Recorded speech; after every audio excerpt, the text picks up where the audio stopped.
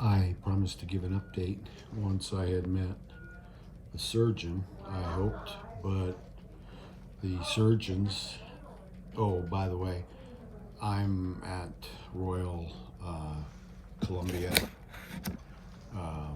Hospital in Vancouver, British Columbia. A few days ago, actually last Saturday, today's Friday, so 6 days ago, if you can watch in the introductory or the earlier video, I was with my mom, brother, sister, nephew, girlfriend, and other people were on the boat that were not a part of our party, but it was a 3-hour lunch cruise around Stanley Park and out towards Horseshoe Bay. It was a beautiful day, perfect weather. I was up on top. I have film in my GoPro, which I will get to when I can. But when we got back, I raced up the stairs, and then my heart started racing very fast, and what else? Chest pain, and so it was not a massive attack, just an attack of my heart.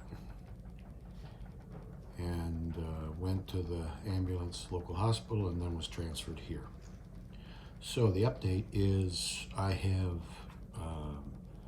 some significant, up to 90% blockage in vessels, arteries around the heart, and then other places, I think 20 to 40% blockage in a few places. And then they did they took 80 pictures of my heart with, I think it's called an echosonogram machine. Took less than half an hour and moved me around, adjusted my heart, and just like you would check, a woman would check for a baby in her stomach, they checked for my heart. And they discovered through that I have a wall in my heart near, I think it's called the septum. I think it's the bottom part of the heart somewhere, but there's a wall that's a little bit enlarged. And they think that it would be a second surgery after the bypass.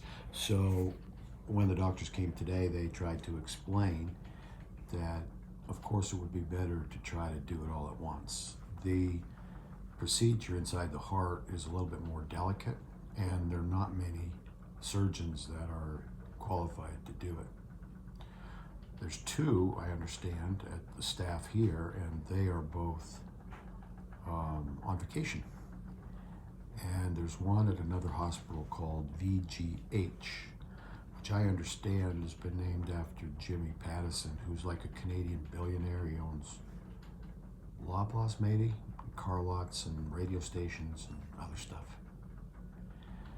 So there's one doctor there that can do it all, and they were going to reach out to him and see if he was willing to do it all over at that hospital, so I would be transferred.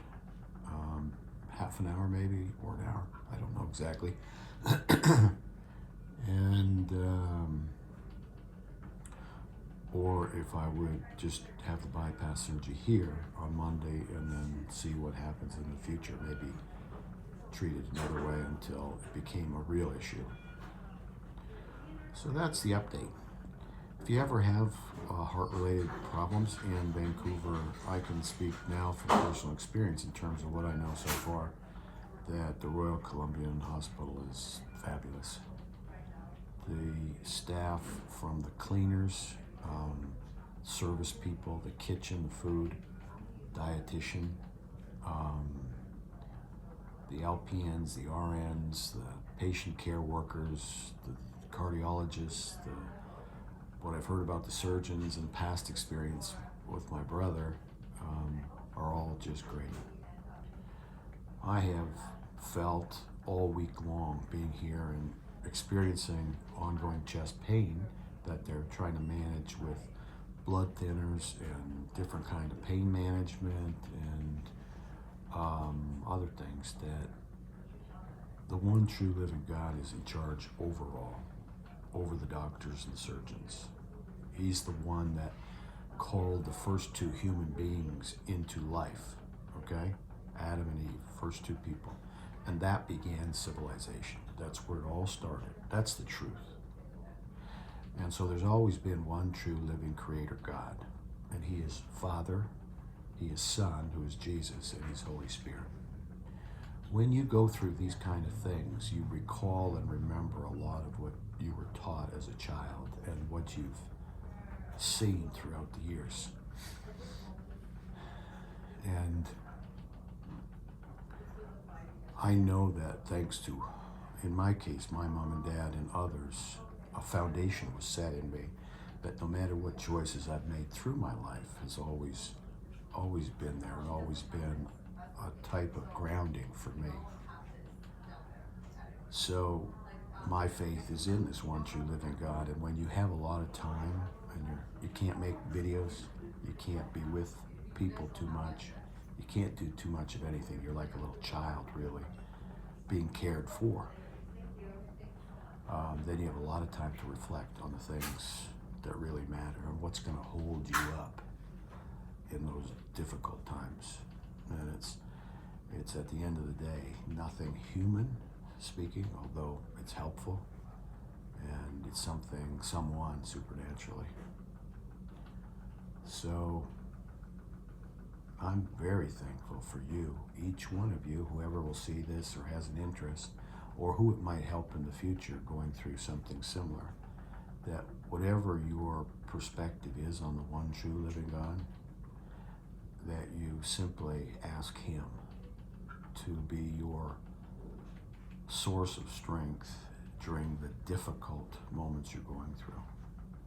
And he is a loving Father who forgives, who restores, who helps, will cover you with a blanket of protection and care. Doesn't mean bad things won't happen. They happen to me, happen to everybody. But it simply means that he'll provide a way to get through what we're going through. So step by step, day by day, we're getting closer to a procedure of some kind, and then hopefully some healing and some restoration, and then a better quality of life as long as I will have here on this earth. Heaven is my home when this is done.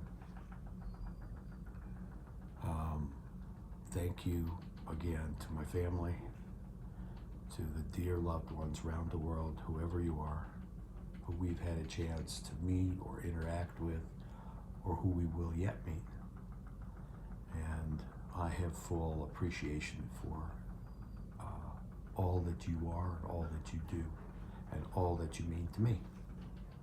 And hopefully in small ways, I can continue to play a part in your life and in other people's life to make it as good as possible. I don't envision doing another video until the surgery's done. That's what we're waiting for next, and I'm able to talk and sit up and begin the healing process, okay? So that's the update. Thanks for watching. See you in the next video. Bye-bye.